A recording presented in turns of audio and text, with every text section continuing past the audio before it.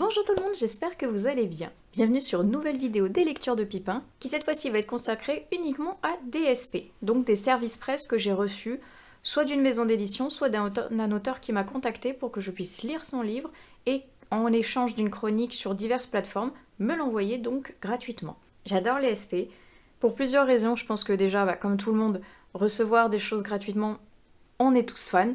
Et là, en plus, moi je trouve que quand je reçois un SP, quand une maison d'édition ou un auteur vient me contacter en me demandant de lui chroniquer son livre, et ben ça me fait extrêmement plaisir parce que ça veut dire que ma chaîne ou mon compte fonctionne ou a tendance justement à plaire et à prouver que on peut être petit, on peut ne pas avoir 3 milliards d'abonnés, pouvoir quand même exister dans le monde de Booktube ou de Bookstagram ou autre. Bref, je suis trop contente et je vais commencer cette vidéo en vous parlant d'un SP particulier parce qu'un SP qui vous concerne. Vous avez dû le voir sur la vignette, parce que je l'ai focalisé sur celui-ci, une petite enveloppe marron. Et qu'est-ce qu'il y a dans cette enveloppe marron? Il y a un SP, mais un SP que j'ai reçu en double. Double, donc ça veut dire qu'il y en a un exemplaire pour moi et un exemplaire pour vous. Un exemplaire que je vais vous faire gagner de... Alors, je ne sais pas si je peux le prononcer ou si YouTube va me censurer ou non. IFUC, on va dire. Sinon, ce serait iFuck, je suppose. D'où le nom un petit peu compliqué certainement pour YouTube. On va voir si je mets un bruitage ou non. Mais donc, ce roman de Victor Pelvin, publié aux éditions Masha Publishing, que je remercie énormément pour l'envoi de ce SP et de m'avoir contacté.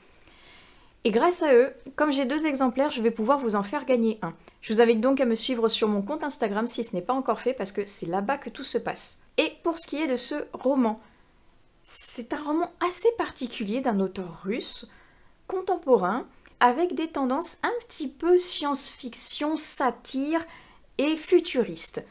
Parce qu'on va avoir le drôle de personnage qui est sur la couverture, qui ressemble à un robot. C'est un personnage, et c'est même le personnage clé du livre, parce que c'est lui qui parle durant tout le récit. Et c'est une intelligence artificielle. Parce qu'on est dans une histoire en Russie beaucoup plus avancée dans le temps, où beaucoup de choses ont changé.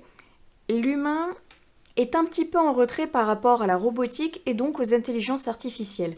Et Porphyry est une intelligence qui peut écrire non seulement des romans, mais également enquêter en tant que policier. Et il va être appelé par une jeune femme pour enquêter dans le monde de l'art. Mais il va se rendre compte que, au cours de son enquête, peut-être que son employeuse essaye de faire double jeu et qu'elle essaye de le piéger. Mais comment réussir à piéger une intelligence artificielle alors que, normalement, elle est supérieure à l'intelligence des humains? Est-ce que c'est donc l'intelligence artificielle ou l'humain qui va gagner cette ultime bataille? Ah, j'étais très intriguée pour plusieurs points. La première, c'est que je n'avais encore jamais lu d'auteur russe, et Masha Publishing étant une maison d'édition spécialisée en littérature russe, je me suis dit, oh bah c'est parfait, je vais être en plein dedans, je vais pouvoir découvrir quelque chose d'incroyable. Et c'était incroyable, au point de vue que c'était très particulier. Très particulier parce que l'écriture est donc faite par une intelligence artificielle, et donc est très détachée du sentiment humain. Elle est vraiment froide, elle est calculatrice, elle est factuelle, et on a énormément donc de mal à s'attacher à elle. Parce que, on sent vraiment, entre guillemets, que c'est un robot derrière. On sent que c'est pas un humain, donc il n'y a pas d'affect avec ce personnage qui nous conte une histoire de manière très détachée. Donc c'est très particulier, et c'est ce que je voulais voir parce que je n'avais encore jamais lu de livre de ce style, et j'ai été bluffée. Et c'est très compliqué de vous le résumer sans rentrer dans les détails qui pourraient peut-être vous faire du spoil. Donc c'est pas facile parce que c'est très complexe, c'est très recherché, et on peut très vite donc partir dans du spoil parce que ce personnage d'intelligence artificielle est intimement lié à l'humaine par laquelle il a été engagé. Et quand il va se rendre compte donc qu'il y a une espèce de trahison derrière, une espèce d'entourloupe, rien ne va se passer comme prévu et tout dérape. Mais pas spécialement comme on l'entendrait. C'est très particulier, c'est très étrange, mais c'est très enrichissant. Il faut vraiment être très concentré du début à la fin parce que c'est une œuvre qui va vous transporter, mais qui va vous embrouiller. C'est pour ça que je suis super contente de vous le faire gagner, parce que c'est quelque chose de très particulier et que pour le moment, j'ai pas l'impression de l'avoir vu beaucoup passer sur les réseaux. Donc c'est l'occasion de vous faire découvrir soit un titre, soit un auteur, soit une maison d'édition, voire même les trois à la fois, ce qui était mon cas.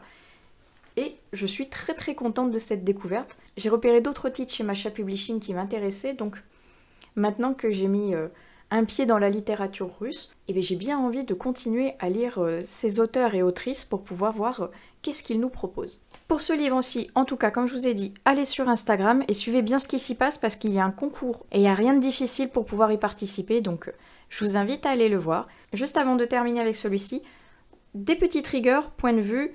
Vu le titre, je pense que vous vous doutez qu'il ne va pas parler uniquement de robotique. Il va y avoir des scènes de sexe assez crues, donc même si c'est avec des robots, c'est assez cru, c'est assez imagé, donc si ça vous dérange, soyez avertis que ce livre peut avoir quand même certains traits de caractère sexuel qui peuvent être dérangeants. En attendant, donc foncez sur Instagram si vous intéresse, et moi je vais passer au prochain SP.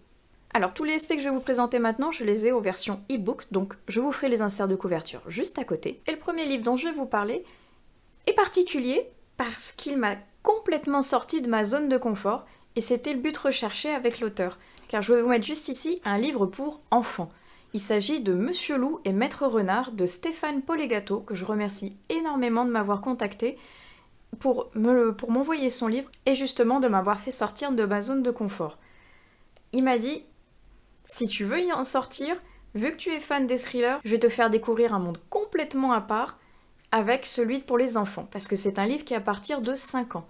Donc, oui, j'étais vraiment hors de ma zone, hors de tout ce que je peux connaître, hors d'un style d'écriture très adulte, donc il fallait que je revoie complètement ma copie pour pouvoir m'imprégner d'un livre pour lequel je n'ai pas du tout l'habitude de lire ce genre d'ouvrage d'habitude. Et c'était très enrichissant. J'ai trouvé ça très mignon et rigolo. C'est un condensé de petites histoires avec donc un loup qui est très naïf, qui se fait avoir et qui apprend la vie avec les enseignements de Maître Renard qui lui est un petit peu facétieux, est un petit peu arrogant par moments, est un petit peu adulte et qui profite de la naïveté de Monsieur Loup pour lui jouer des tours, mais des tours qui l'aident également quand même à se forger un caractère, à devenir adulte et à essayer de ne plus se faire avoir dans la vie. Ce sont des petits contes comme ça, des petites histoires à lire chaque soir, et chaque histoire se termine par une morale, pour pouvoir justement appuyer le récit, l'imager, et permettre aux parents et adultes qui racontent ces histoires aux enfants, leur permettre d'échanger, de poser des questions, de leur répondre, d'apprendre également eux aussi la vie, on va dire, à travers ce livre, à travers ces petites histoires, et d'interagir comme ça avec le comportement du loup, avec celui du renard, savoir pourquoi il a fait ça, pourquoi il a choisi ça, comment il aurait pu l'éviter ou autre. Bref, plein de petites situations du quotidien dans lesquelles ces deux protagonistes se rencontrent, jouent un rôle et deviennent les amis des enfants au bout de au fil des pages. Donc j'ai trouvé ça très mignon, même si c'est vrai que par moments mon regard d'adulte et mon sentiment d'injustice envers ce loup qui essaye d'apprendre et qui au final se fait constamment avoir par ce renard qui lui jubile au final sous prétexte de lui enseigner quelque chose, d'avoir un comportement assez méchant, mesquin et vil envers quelqu'un d'innocent. Donc c'est vrai qu'il y a des moments avec un regard d'adulte, on se dit, lui, c'est vraiment une relation toxique qu'il y a entre ces deux personnages. Il se fait avoir, il en joue et il en continue, et l'autre, comme c'est une personne plus âgée, un adulte, il voit en lui un mentor, et il ne comprend pas que ça puisse être méchant, c'est quelque chose de bénéfique pour lui. Donc c'est vrai qu'il y a des moments où j'étais un petit peu confrontée à ma vision d'adulte. Donc je me suis dit, stop, redeviens un enfant, en tout cas essaye, et profite de ce livre comme si tu ne connaissais pas tel ou tel problème, comme si tu ne savais pas ce que c'était ce mot-ci, ou cette action-là, à quoi elle correspond. Et à partir de là, c'est vrai que c'est devenu assez fluide. Et donc j'ai beaucoup apprécié cette lecture qui était vraiment très mignonne et qui changeait radicalement de ce que je peux lire d'habitude. Un autre point qui était très sympa, mine de rien, c'est qu'à la fin du livre, une fois que toutes les histoires ont été racontées, l'auteur, qui a l'habitude, parce qu'il est ancien professeur et papa, il a l'habitude de créer des histoires et d'accrocher le jeune lectorat avec des histoires, avec un apprentissage, avec des mots. Et pour pouvoir continuer ces histoires, eh bien, il nous fait un petit guide pratique avec quelles sont les astuces pour pouvoir créer nous-mêmes nos propres histoires, que ce soit avec le loup et le renard ou avec d'autres qu'on a complètement inventés. Et c'est pratique parce que je pense que quand on est parent, moi je n'ai pas d'enfant pour le moment, mais je suppose que quand on doit raconter des histoires à ses enfants, eh bien il y a des moments, et ça doit être compliqué d'avoir assez d'imagination pour pouvoir créer une histoire de bout en bout, qu'elle soit logique, qu'elle soit attractive et qu'elle puisse captiver un jeune auditorat. Donc, le petit guide, c'est très sympa, c'est très pratique et je pense qu'il va aider beaucoup de parents. C'est un livre donc très mignon, très abordable à mettre entre toutes les mains. Il y a 2 tomes actuellement si je ne me trompe pas, et chose très pratique, il est disponible en français mais également en anglais et en espagnol si vous souhaitez l'apprendre plusieurs langues à vos enfants ou si vous regardez cette chaîne et que vous n'êtes pas francophone, et bien sachez que le livre est disponible également dans 2 autres langues. Donc c'était le premier aspect très sympathique, très mignon et très, oui, hors zone de confort que j'ai pu vous proposer pour cette vidéo-ci. Le second aspect en version e-book que je vais vous proposer, hop, couverture juste ici, il s'appelle Les carnavals d'une tueuse à gages. C'est de Alain Bidot et c'est un policier. Je retourne dans ma zone de confort, même si je préfère les thrillers, les policiers, je ne dis jamais non à une belle découverte. Et celui-ci m'intriguait parce que, déjà, j'en avais pas entendu parler. De 2, je remercie l'auteur qui est venu me contacter pour me le faire découvrir parce que j'ai passé un très agréable moment. Et de 3, parce qu'on va parler, donc, comme le titre l'indique, d'une tueuse à gages dont l'histoire va se passer entre le Brésil et la France. Je ne connais rien au Brésil, donc je me suis dit, c'est l'occasion d'en apprendre plus, c'est l'occasion de voyager, même si c'est un drôle de voyage parce que le tueur à gages, ça va être donc notre guide. Et pour ce qui est du résumé, on va suivre un homme qui travaille en tant que chargé des relations publiques pour une grosse société qui vend des pesticides. Donc lui, son rôle, c'est de faire passer le message au public comme quoi les pesticides, ce n'est pas mauvais, comme quoi ça aide la terre, comme quoi ça aide les gens à avoir plus de nourriture, et essayer de faire passer un petit peu la pilule comme ça, comme quoi c'est pas si dangereux, quitte à utiliser quelques pots de vin, des menaces, et tout ce qui pourrait faire en sorte que la société progresse, deviennent plus prospères au détriment des consommateurs. Mais du jour au lendemain, ce personnage va se faire licencier de son entreprise, et pour se venger, il a décidé d'engager une tueuse à gages pour liquider les personnes qui lui ennuient au sein de cette société. Et cette tueuse à gages, ça faisait très longtemps qu'elle n'avait pas exercé. Elle est brésilienne, elle est jeune, elle aime Peppa Pig et les poissons rouges, et pourtant elle exerce le métier de tueuse. Et quand elle va commencer à liquider la première personne, beaucoup d'autres contrats vont tomber en même temps, et elle va se rendre compte que toutes les personnes qu'elle doit éliminer travaillent au sein de la même entreprise. Et elle va commencer à trouver ça très très louche. Elle se demande si cette coïncidence n'est finalement pas une manœuvre pour la faire tomber et la piéger. Et moi j'ai trouvé ça super sympa. Exit le côté thriller, on est vraiment dans du policier pur, mais j'ai bien aimé cette tueuse à gages qui a un côté un peu enfantin avec les dessins animés qu'elle regarde, son attachement à des poissons rouges, et finalement qui est très adulte parce qu'elle est froide, elle exerce un métier où elle l'a tué donc de sang-froid, elle est très cultivée, et le courant passe bien avec cette femme, moi je trouve, je l'ai beaucoup aimée en tant que protagoniste. Un peu moins d'affinité avec Sergueï, le personnage donc principal qui a engagé Mercedes, la tueuse à gages, pour se venger. J'ai préféré Mercedes, moi je l'ai trouvée pétillante, intelligente, cultivée, froide mais logique, avec des défauts comme des qualités qu'elle essaye de jouer à chaque fois pour s'en sortir, en alliant son passé, le présent, en essayant de se créer un futur. Et ce personnage de Sergueï qui est paumé et qui ne trouve rien de mieux que d'engager quelqu'un pour tuer une autre personne au lieu de trouver d'autres moyens, soit pour faire pression sur l'entreprise, soit de les dénoncer carrément à la police avec leurs anciens agissements. C'était très sympa, encore un énorme merci à l'auteur pour me l'avoir fait découvrir parce que je me suis régalée.